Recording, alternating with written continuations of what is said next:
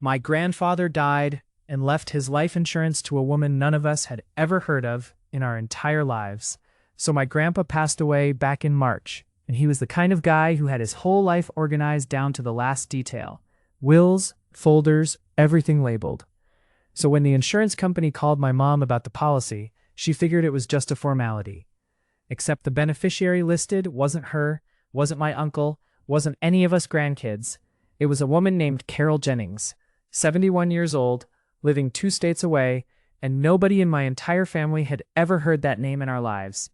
My mom was convinced it was a scam or identity theft, so she asked me to look into it, since I'm the one who's decent with that kind of stuff.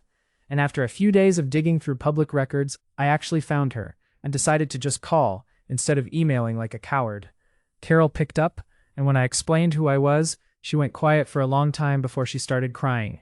And that's when she told me that back in the 60s, before he met my grandmother, my grandfather had a daughter he never knew about, because the woman he was with at the time left town pregnant and never told him. Carol was that daughter.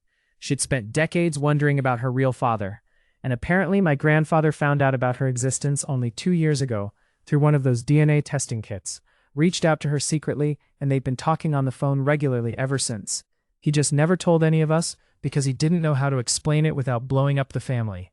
My mom didn't take the news well at first. She felt betrayed that he kept a whole daughter's secret for 2 years, but when I told her Carol had been struggling financially since her husband passed, and that's probably why he left her the policy, she softened a little.